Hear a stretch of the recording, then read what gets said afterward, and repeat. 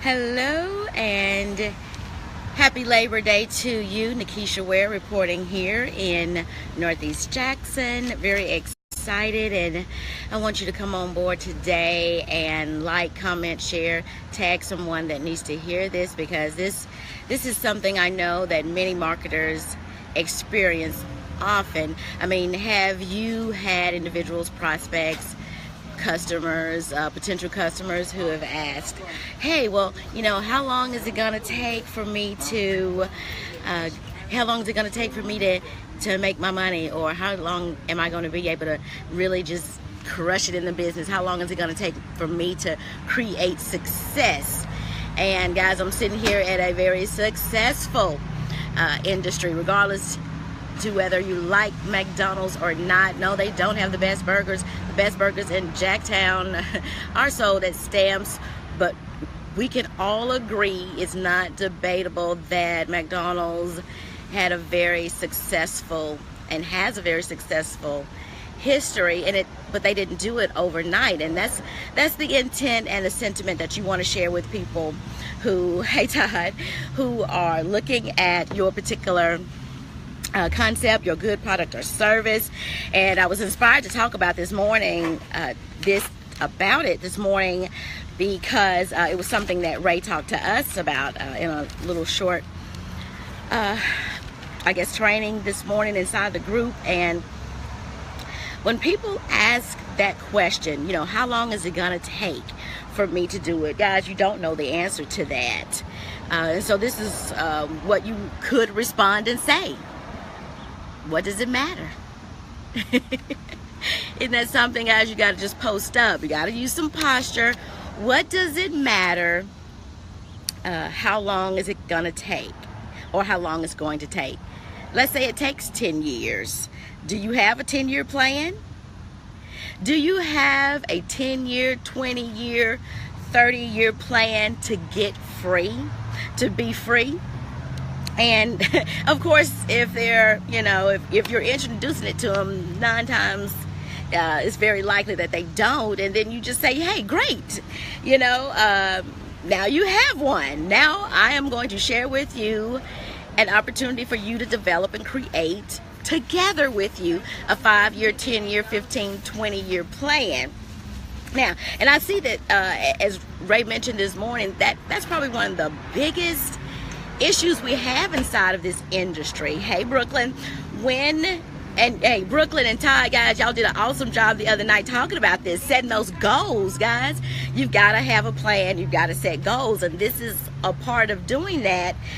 One of the biggest things that network marketers or direct sellers do inside this industry is they promise people that this is gonna be fast and easy. And that is why there's such a negative connotation surrounding the industry, because people promise that they can do it with little effort and they can get rich. This is not a get rich quick plan. Even though I don't aspire to get wealthy slowly, but this is not a get rich quick plan or a get rich quick scheme.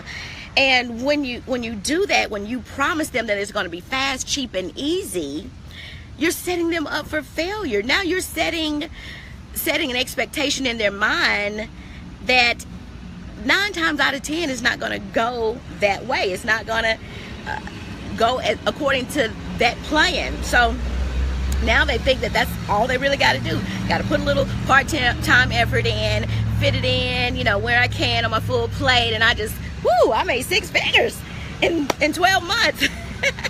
Guys, now the likelihood of it being fast and easy for the person that you're talking to is minuscule. Have people done it? Yes. Are people getting it done? Yes. But that is not the norm.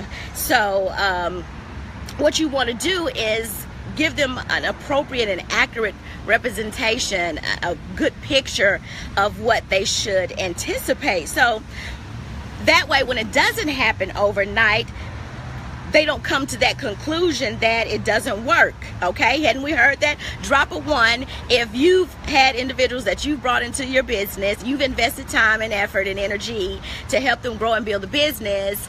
They put in 3 hours the first week and they're like, hey, I'm not rich, it doesn't work. It doesn't work. No, boo, you don't work.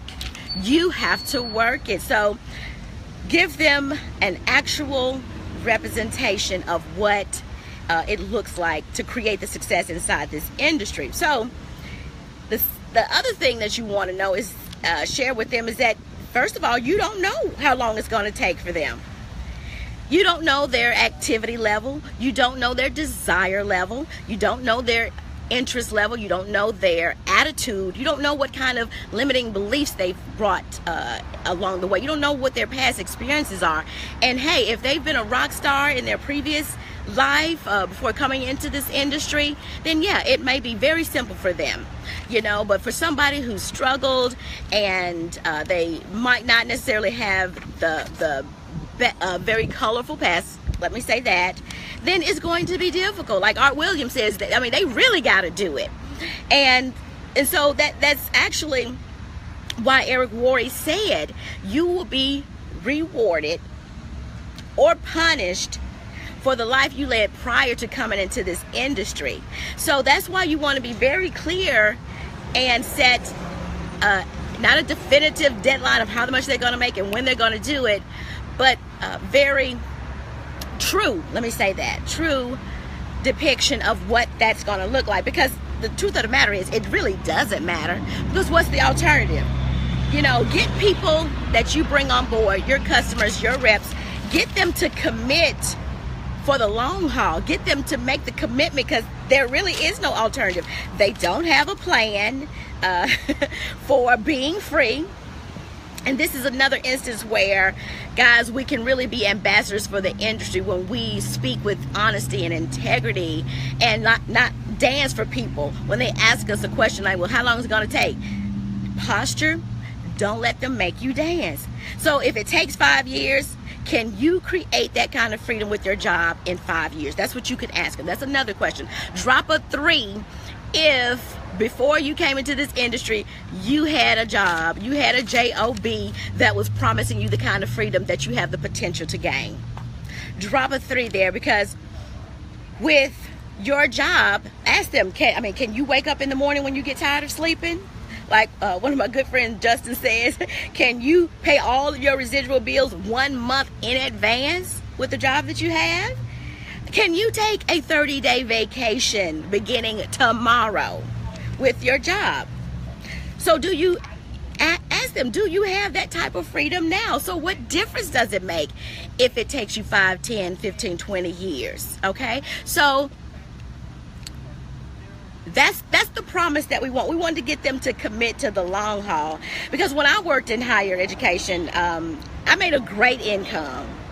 And what it took me nearly 20 years to make, guys, the average teacher probably would have to work 3 years to make. So I made a great income, but there was no possibility of freedom in that job.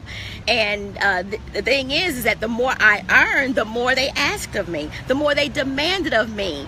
Every time I would get a grant, yes, I would add a little bit for myself, but guys, investing that time and energy, what taxes didn't take, guys, I found myself in an economics term, diminishing returns. The more I made, the more they required, the more responsibilities I had, the more duties assigned by your supervisor. Drop a 4 if that has been the situation. Every time you got a raise, that really just meant more things on your plate that you had to do. So, and that also meant less time that I had to spend with my husband and my children. So I could have worked that job another 20 years and not had the possibility of freedom that we have inside the industry. Drop a 5 if that has been your experience. You know that you could work at your job making a great income with great people. Ooh, clean that out, y'all. With great people, wonderful benefits, nice amenities. They give you 2 weeks you live, you pray, and you wait all year for Christmas break. You wait all spring for summer. You wait all winter for spring break. So the thing is that in that position, I just did not have the possibility of freedom, and they could, and they were. This is what they would have said, Nikisha, you've brought in nearly $15 million in 7 years, and we're just gonna let you have your 6-figure salary for the rest of your life, and why don't you just go spend some time with your family? What boss is gonna say that? Drop a 6 if you have a boss that would say that. So don't do that same thing with the people that you're bringing on board and that you're sharing this with. Don't do that. You just say to them, look, I'm not gonna do it. I'm just not gonna promise you that. I'm not gonna dance for you. I'm gonna be honest with you. And if it's a good fit for you, great. If not, it's totally cool. Thanks, Ray, for that. But what is the alternative? Ask them that. What is the alternative for you to do what you're gonna do? Because I didn't have a plan.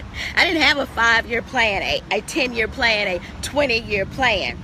And folks, there's a lot of people out here in the world that don't have a plan. Drop a 7 if you also did not have a plan for your life and your family.